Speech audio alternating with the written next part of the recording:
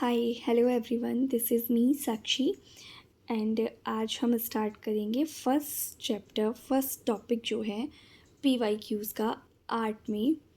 Youth publication की मेरे पास PYQs हैं और उसमें जो फर्स्ट टॉपिक है भारतीय प्रागैतिहासिक चित्रकला, इससे रिलेटेड जितने भी PYQs इसमें दिए हुए हैं उसको हम जल्दी से उसका रिवीजन करेंगे।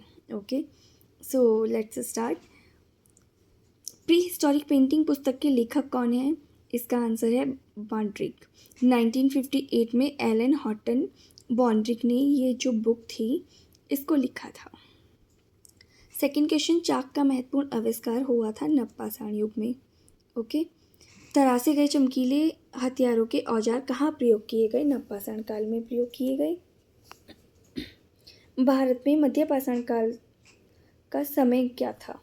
तो 6000 BC। इस ऑप्शंस के हिसाब से 6000 BC मध्यपाषाण काल का समय था, क्योंकि जो ये है 1000, 4000, 2000 ये सब गलत हैं। 6000 BC और पूरे जो माना जाता है पूरा पाषाण काल, मध्यपाषाण काल और नवपाषाण काल, तो ये 25,000 से जो हमारा 6000 या 5000 ईसा पूर्व तक है ये माना जाता है। चित्रित शैलाश्रय लखुनियार कहाँ पर स्थित है? कहाँ पर है? तो ये उत्तराखंड में है। लखुनियार का मतलब होता है 1,00,000 केव्स, जो 1,00,000 गुफाएं हैं वहाँ उत्तराखंड में अल्मोड़ा जिले के सुआल नदी के बरछीना गांव में ये स्थित है लखुनियार। भारतीय कला का मूल स्रोत क्या है? भारतीय कला का जो मूल स्रोत है वो धर्म है। भारतीय चित्रकला का उद्भव कहाँ हुआ? तो क्या कहाँ से हुआ? स्क्रॉल पेंटिंग से नहीं हुआ, भित्ति चित्र से नहीं हुआ, चित्रकला इसका कोई मतलब नहीं बनता। ऑप्शन है चट्टान चित्रकारी से, मतलब रॉक पेंटिंग्स। रॉक पेंटिंग्स हमें कहाँ मिली हैं? सबसे पहले मिर्ज़ापुर में। ठीक है, मिर्ज़ापुर कहाँ पर है? यूपी में। उत्तरकाशी में हुडली गुफा के शैल चित्र में किस रंग का प्रयोग हुआ है? तो ये नीले रंग का प्रयोग हुआ है। निम्नलिखित में से प्रागैतिहासिक गुफा चित्रों की महत्वपूर्ण विशेषताएं कौन सी हैं? आत्मसंतुष्टि और भावों की अभिव्यक्ति दूसरों तक पहुंचाना, अपनी सरल व प्रसन्नतापूर्ण प्रकृति को व्यक्त करना, अपनी आस्था और विश्राम की कहानी बताना, या उपयुक्त सभी। तो इसका आंसर होगा उपयुक्त सभी। नेक्स्ट क्वेश्चन इज, मानव द्वारा घर बनाने की कला का प्रारंभ किस काल में हुआ था? तो ये नवपाषाण काल में हुआ था, जब चाक का आविष्कार हो गया था, पहिए का आविष्कार हो गया था, आदि मानव खेती करने लगे थे और घर बनाकर रहने लगे थे। प्रागैतिहासिक कला का मुख्य विषय क्या था? शिकार के दृश्य, मतलब हंटिंग से ही रिलेटेड आदि मानव की पूरी लाइफ थी, तो उससे ही रिलेटेड इन्होंने पेंटिंग्स बनाई हैं। तो मेन टॉपिक क्या था? Hunting scenes. प्रागैतिहासिक मानव ने बहुत कम रेखाओं में क्या व्यक्त किया है? अनुभूतियों की प्रभावशाली अभिव्यक्ति, एक्सप्रेशंस, अपनी फीलिंग्स को। जो वो आदि मानव थे, अर्ली मेंस, उन्होंने बहुत कम लाइन से अपनी फीलिंग्स को एक्सप्रेस किया था। ये नहीं था कि उनको गुफाओं को सुंदर बनाना था, उनको अब कम्युनिकेशन का मीडियम था आपका आर्ट। 13th क्वेश्चन इज, कौन सा केंद्र प्रागैतिहासिक कला के केंद्र हैं? होशंगाबाद, आदमगढ़ या मिर्ज़ापुर? तो ये सभी हैं, और सबसे पहले हमारी जो खोजा गया था वो मिर्ज़ापुर खोजा गया था। ठीक है,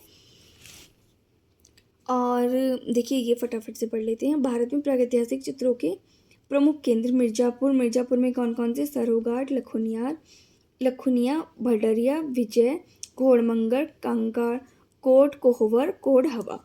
मानिकपुर बांधा, सरहाट, करपरिया, करियाकुंड। मध्य प्रदेश में कौन कौन से? पंचमढ़ी, होशंगाबाद, सिंघनपुर, भीमबेटका, रायगढ़ अब कहाँ पर है? छत्तीसगढ़ में है। पहाड़गढ़ कहाँ पर है? यूपी में है।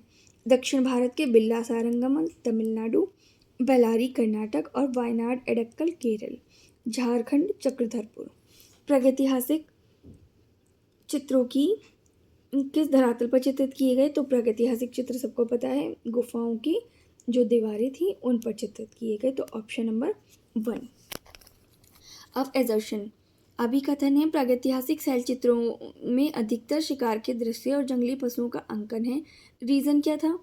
क्योंकि प्रागैतिहासिक मानव का जीवन जंगल में शिकार पर ही आश्रित था। तो देखिए जैसे हमारा अभिकथन है ए, ये भी सही है।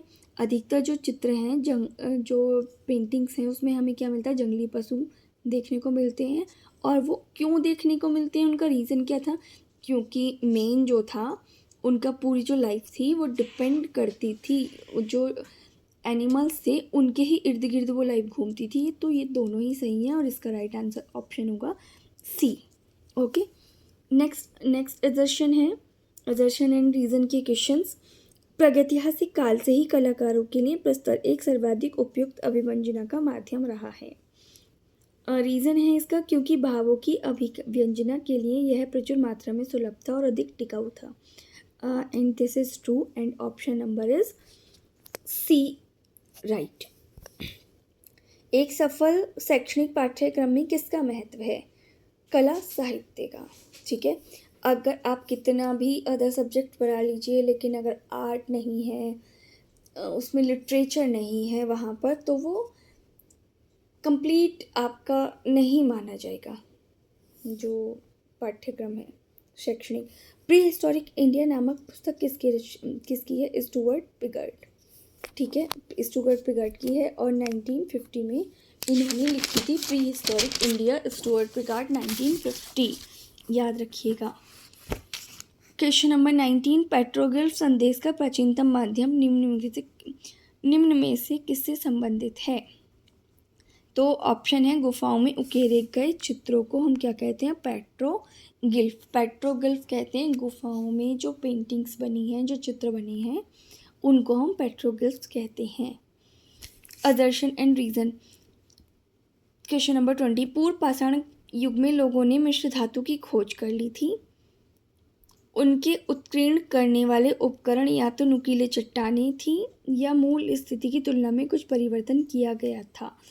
तो देखिए पूर्व पाषाण काल में तो भाई लोगों को चाक का आविष्कार करना भी नहीं आया था, खेती करना भी नहीं आया था, तो ये तो बिल्कुल ही गलत है। तो उनके उत्कीर्ण करने वाले उपकरण या तो नुकीली चट्टानें थी, उनमें मूल स्थिति की तुलना में कुछ परिवर्तन किया गया था, ये सही है। तो इसका ऑप्शन होगा ए सही नहीं है पर आर सही है।